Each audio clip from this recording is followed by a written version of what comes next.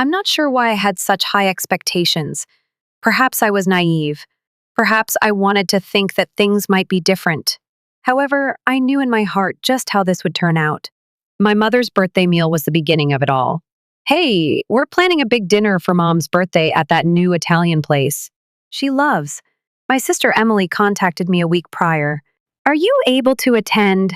She spoke in an informal tone, as if this were an ordinary sibling talk, as if nothing had occurred. I ought to have been more aware. However, I said yes, in spite of my better judgment. I've always been the family's odd man out. I'm different, not because I'd done anything bad, or at least nothing that would excuse how people regard me. I wasn't the lucky kid. Emily was the one in that capacity, always flawless, always commended. It was obvious, even as children, that Emily could do no wrong. Prom queen, straight as, and president of the student council. And me? I simply was there. No one appeared to care that I also received good grades. Even if I didn't cause any trouble or breach any regulations, it wasn't enough. Emily's 16th birthday was celebrated with an automobile.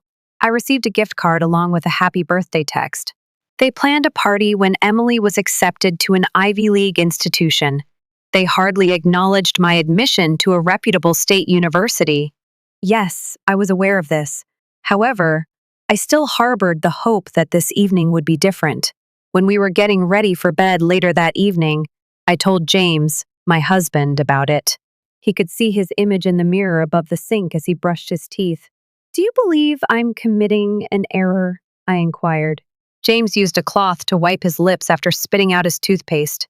Why do you think this time will be any different? I sighed and sat on the edge of the bed, saying, I don't know. Mom's birthday is today. Perhaps they will behave normally. James took my hand and sat next to me. I don't want you to suffer harm once more. I lied and said, I'll be fine. The dinner night finally arrived. Lily, who is 8, and Alex, who is 10, were left with a sitter by James and myself. I donned a basic black dress that was sufficiently elegant to make me look put together. James looked dapper in jeans and a dark button-down shirt. Emily was seated next to Mom and Dad at the head of the table when we got to the restaurant. Emily said something that made them chuckle. Sitting next to his fiancée, Kelly, was my younger brother, Ryan. When we entered, they hardly raised their heads. I forced a grin as I said, Hey. Emily looked at me for a moment, then back at Mom. She said, Oh, hey, as if she hadn't personally invited me. I took a seat beside James after he brought out my chair. To collect our drink orders, the waiter approached. Emily and Ryan were discussing the luxury vacation they had recently enjoyed together in Europe. Emily remarked, Over Santorini, we witnessed the most amazing sunset. Oh my God, you would have perished because of the wine, I muttered. I've always wanted to visit Greece. Emily smiled slightly at me. Yeah, it was amazing. She then abruptly stopped talking to me and turned back to Ryan. As the food came, I continued to try to talk to them. Each time I began to stiffen, James held my hand beneath the table and gave it a light squeeze. In an attempt to help, I added, So, Alex made the soccer team. He has been putting in a lot of work. My mother remarked, Oh, that's nice. She didn't even raise her gaze from her dish. I continued, hoping someone would take notice. And Lily's been practicing for her ballet recital next month. Emily didn't even reply, but Ryan nodded courteously. She was too preoccupied to do anything but browse her phone. Then Ava, Emily's daughter, spoke up. I recently won the lead in my school production. Oh my goodness, that is incredible, my mother said with a smile. We will undoubtedly be present. My father grinned as he bent over. You have our undying admiration. My stomach grew constricted. When I looked at James, his jaw was clenched. He was fully aware of my thoughts. Ava is honored. My children? Almost no recognition. As James tightened his grip on my hand, I inhaled deeply. We made it through dinner. Seldom. I tallied the minutes until our departure. Everyone began discussing future plans after dessert. This summer, we're considering a trip to Hawaii, Emily stated. I tried to appear interested as I said, Oh, that sounds great. You guys ought to attend, Ryan went on. Emily's eyes widened as her head spun around. Hey, Ryan. What? Ryan chuckled. I'll all of us could go together. Emily appeared uneasy. I mean, I doubt there would be enough space, Ryan said. Or you could get a bigger place. Emily's grin became more strained. It's more of a family affair. My heart fell. James tensed his hand in mine. Oh, I muttered. Everything has already been booked, Emily hastily added. Just Mom and Dad and us. James straightened his posture. However, you stated that you wanted the trip to be a family outing. Emily's gaze strayed. Yeah, I replied, sounding sharper than I meant to. This is a family vacation. Emily smiled tightly at me. You understand what I mean. I did, in fact. And it was like a kick to the gut. I pushed back my chair. We ought to start. Already? My mother inquired, sounding astonished for the first time during the evening. Yes, I responded as I got to my feet. Tomorrow is an early morning. James went out of the restaurant after me, keeping a steady touch on my back. He remained silent until we got into the car. Are you all right? I gazed out the window while the lights of the city flickered by. What was it I anticipated? James remained silent. I knew the answer, and so did he. I caught a glimpse of Alex and Lily when we arrived home. Both of them were sound asleep. I combed Alex's hair back from his forehead as perched on the side of his bed. I whispered, You did a great job at practice today. Alex twitched a little but remained unconscious. Leaning in the doorway was James. They're not worthy of you, he stated quietly. I took a deep breath. I'm not interested in myself. However, they also don't deserve this. James took my hand, knelt beside me, and crossed the room.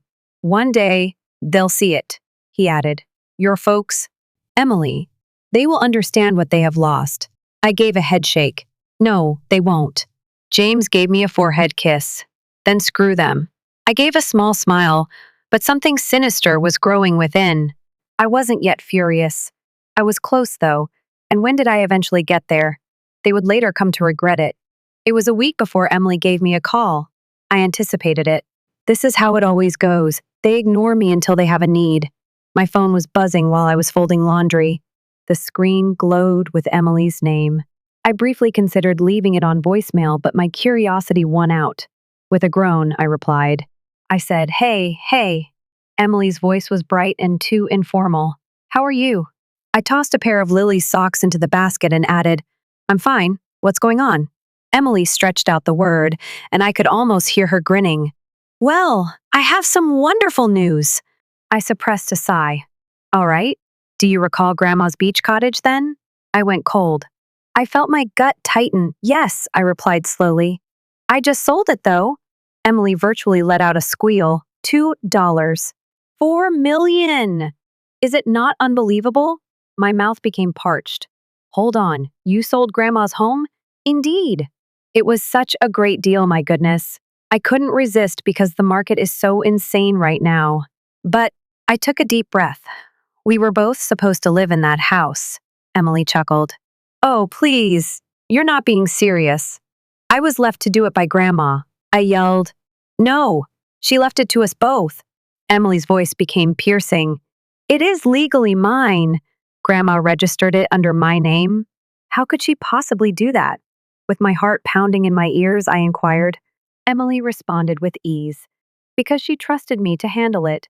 And to be honest, you couldn't have afforded the maintenance. I clenched my jaw. That isn't the purpose. In that house, we were both expected to have a voice. Grandma had stipulated it in her will. Emily let out a loud sigh. Look, you ought to be content. I'll purchase a yacht or something with your portion. Together, we can all enjoy it. My breath caught in my chest. You're not serious. Slow down, Emily said. In any case, you've never really enjoyed the beach house. I trembled as I said, I loved that house. Emily chuckled a little. Anyway, the done is the done. I sarcastically remarked, You ought to have called me first. Emily answered, Well, I didn't think you'd care. You aren't exactly in a position to buy me out anyway. My entire body tensed. The money doesn't matter to me. Yes, Emily replied, her tone brimming with snobber. Anyway, I simply wanted to inform you. Emily, I have to leave. Ava needs me. She abruptly ended the call. I stood there with my knuckles white from holding my phone so tightly. James entered with Lily's ballet bag in tow. What's the matter? With trembling hands, I glanced up at him. The beach house was sold by her. James's eyes became gloomy. What? My voice was sharp and low as I repeated. Grandma's house was sold by Emily for $2.4 million. James's mouth clenched.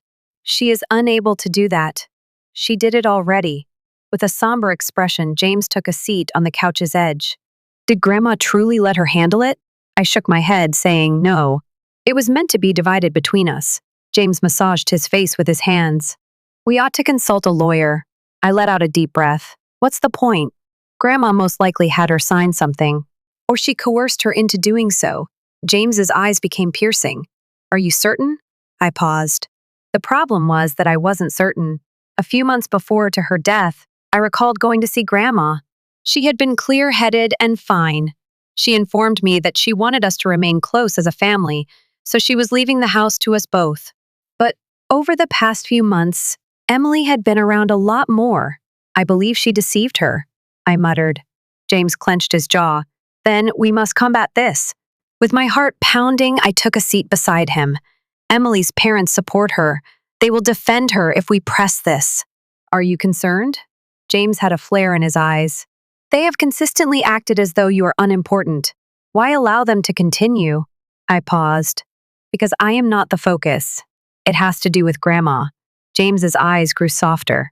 I could feel his steady heartbeat against my ear as he drew me into his arms. He whispered, I detest the way they treat you. I also detest it, I said. James went to put Lily to bed, and I sat there for a while. My head was whirling. How did Emily persuade Grandma to name the house after her? Fairer than my parents, Grandma had always been. If it weren't for Emily manipulating her, she wouldn't have done that. I grabbed my phone and opened the last text message I had sent to Grandma.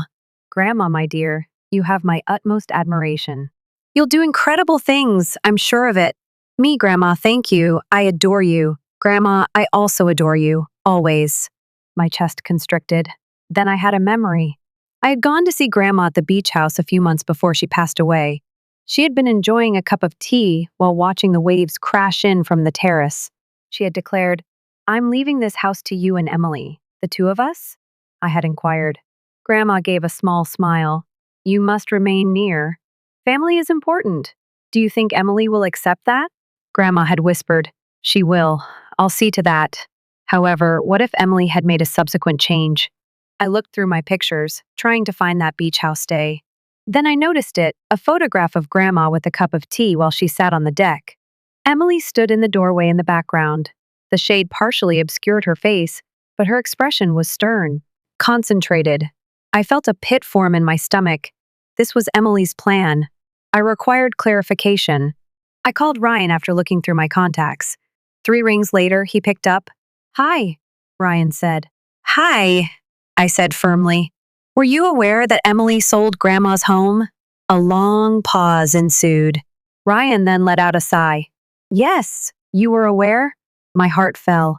Ryan answered cautiously. Look, I didn't think it was my place to get involved. I yelled. You could have told me. Would anything have changed as a result? Ryan sounded worn out. I deserve to know.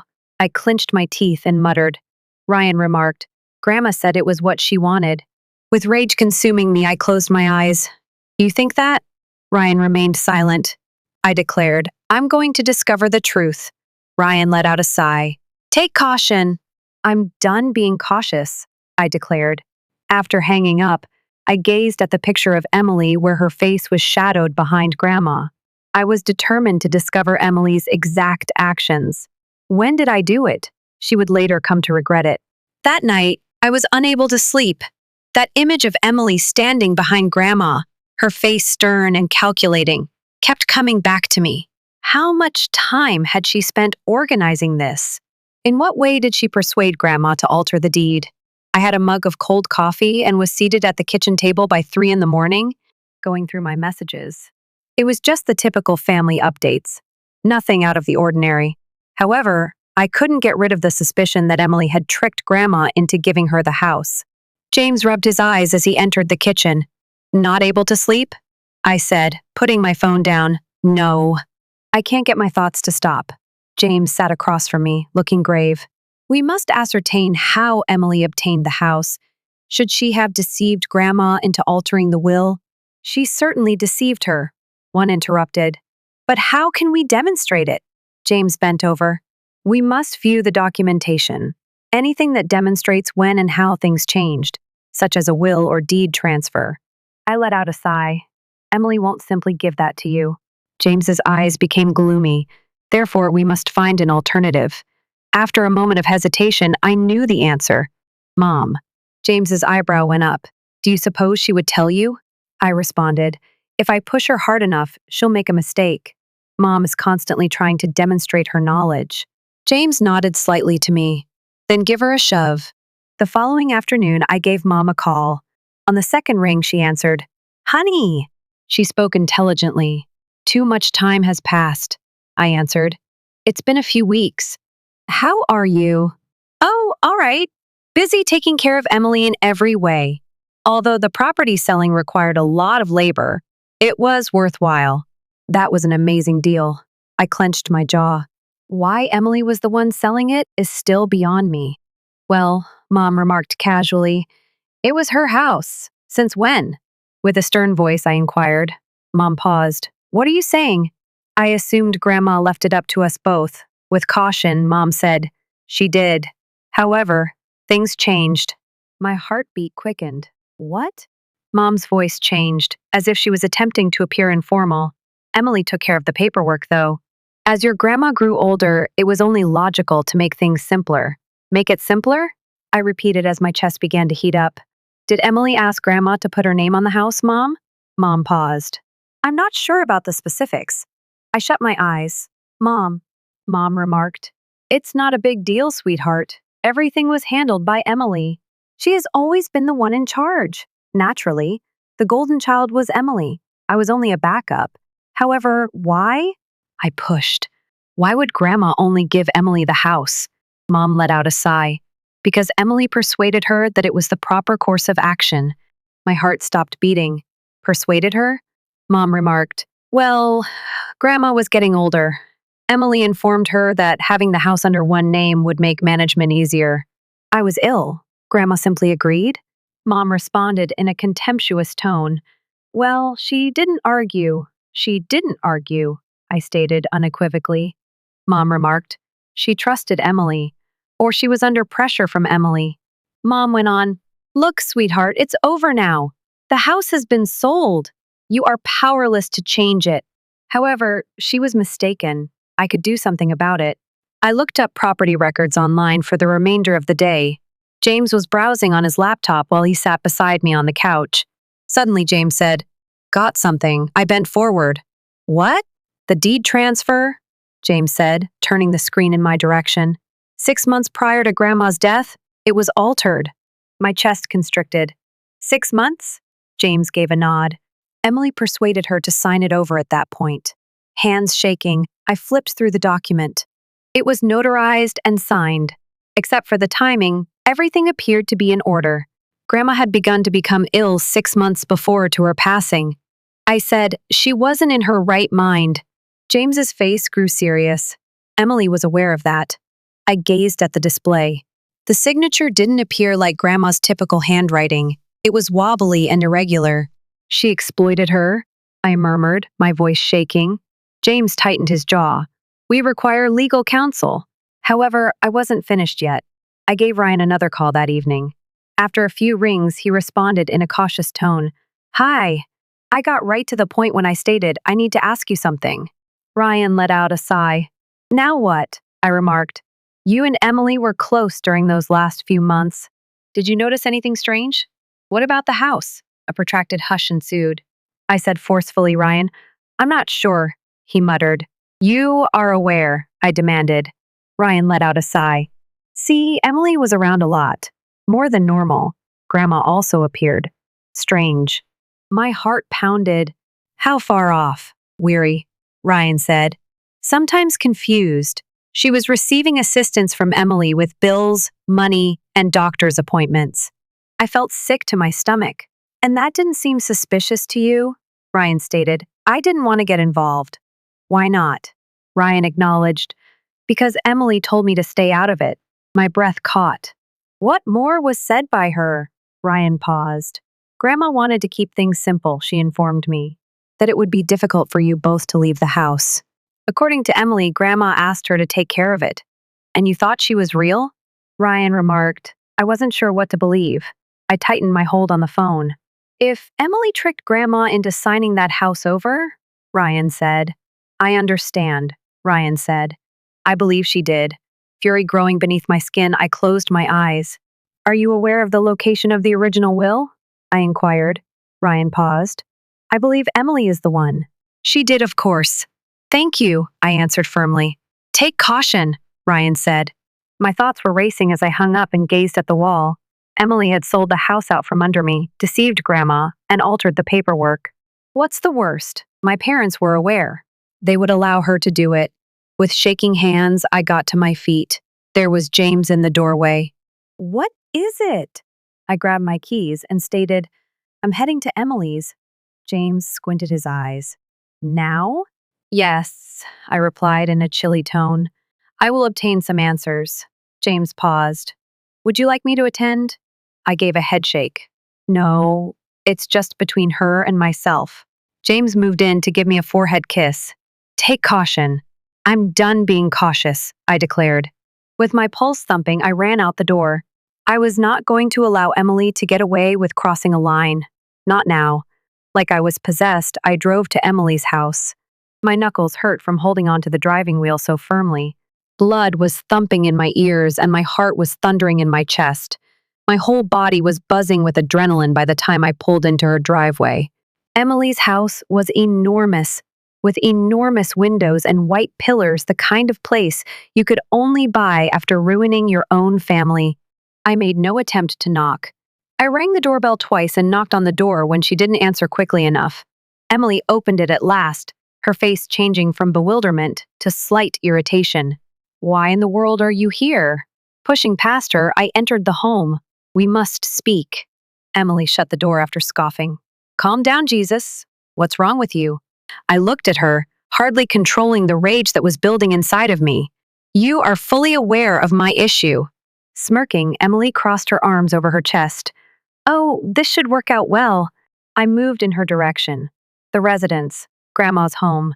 For what length of time did you plan this? Her smile faltered. What are you planning? Don't act foolish, Emily, I growled.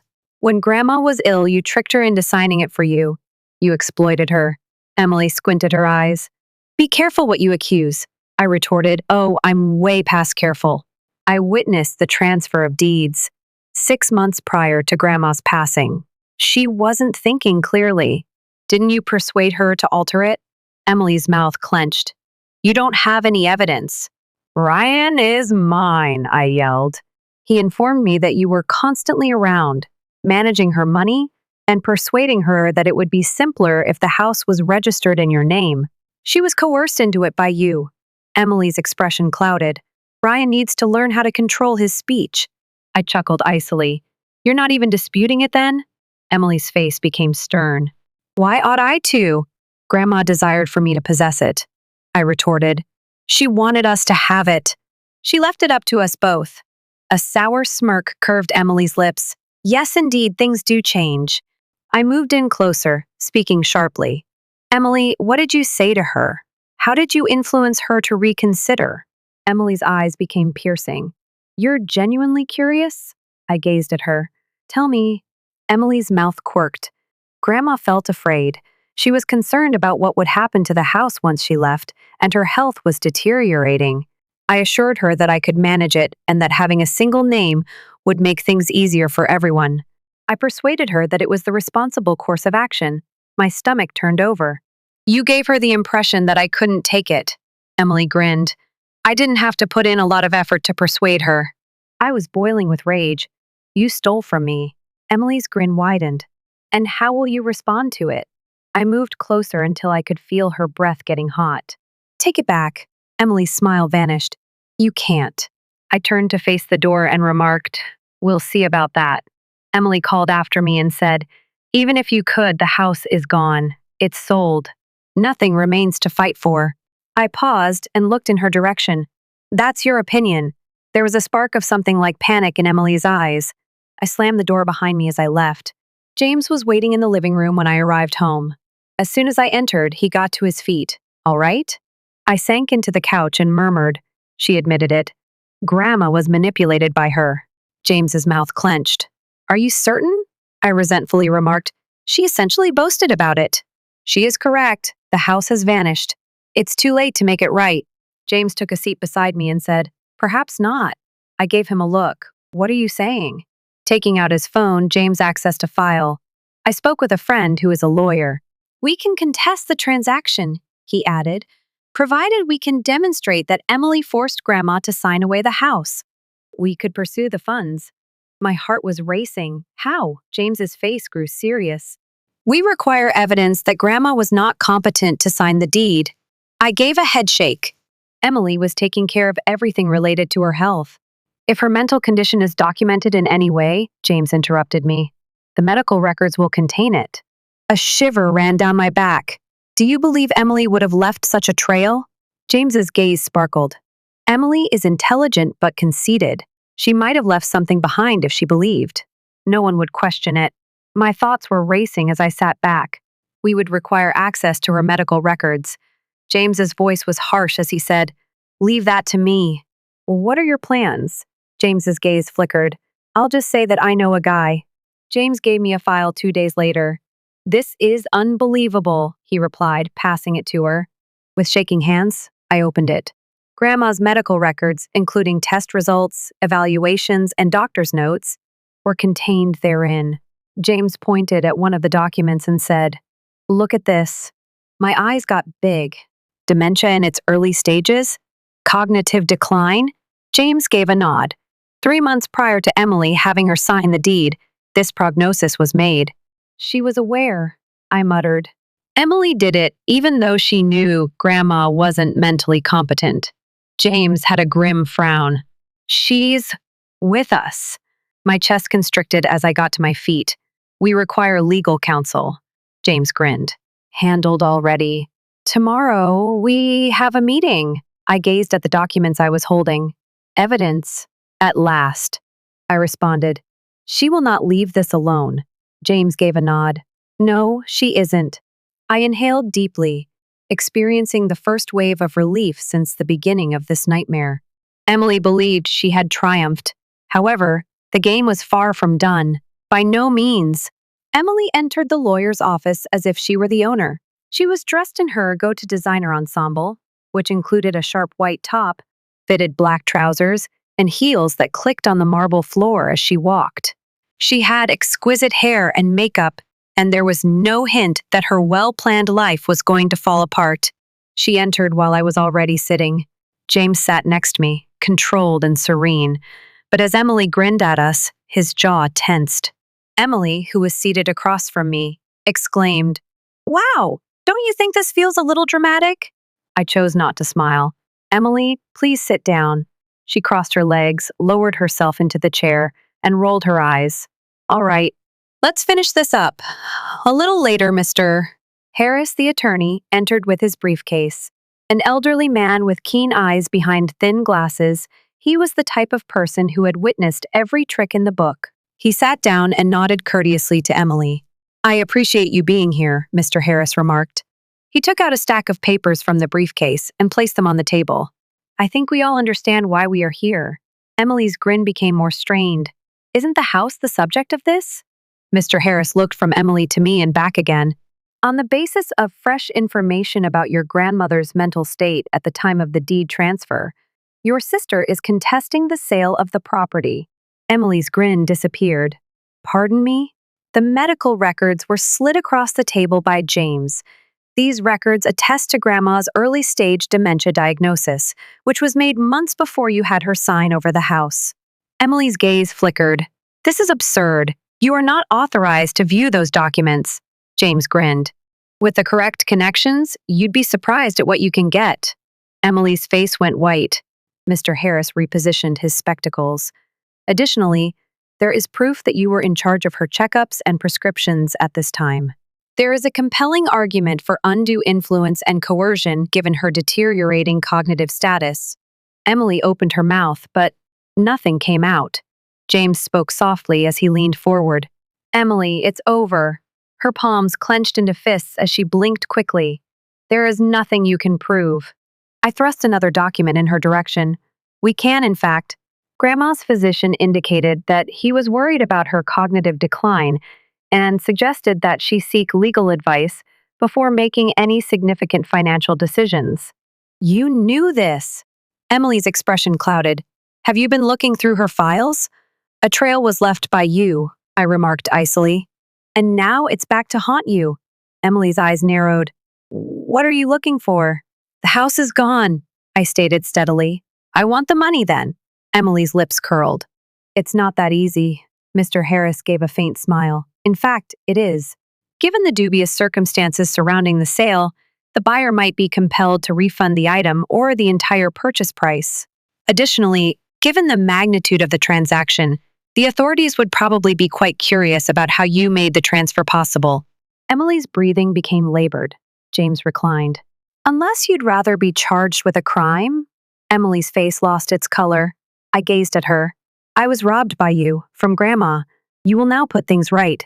Emily's lips formed a thin line. What if I don't? James's grin widened. We'll see you in court after that. My bank account received a wire transfer 2 weeks later.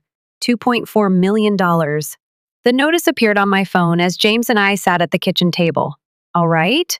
James inquired. With a strange sense of relief and emptiness, I put my phone down. It's finished, James grinned. And Emily? I answered. She agreed to settle. That, or face the possibility of a criminal investigation. James gave a headshake. She got off easy. I gave a nod. Yes, he reclined. How are you going to spend the funds? I spent a long time looking at the screen. I'm not sure, James said. You could buy another house. I gave a small smile. Perhaps. But the house was no longer the main focus. It was about being aware of the reality, about demonstrating that Emily was unable to change the past or remove me from Grandma's legacy. I drove by the old beach house a week later. The new owners were already residing there. A couple of children were playing in the front yard, and the window boxes were filled with fresh flowers. I didn't mind that it wasn't mine anymore. For a long time, I sat there and watched the sunset spread out across the horizon. After that, I grinned, reversed the car, and headed home. Emily believed she had triumphed. She never would, however, have what I had: calm.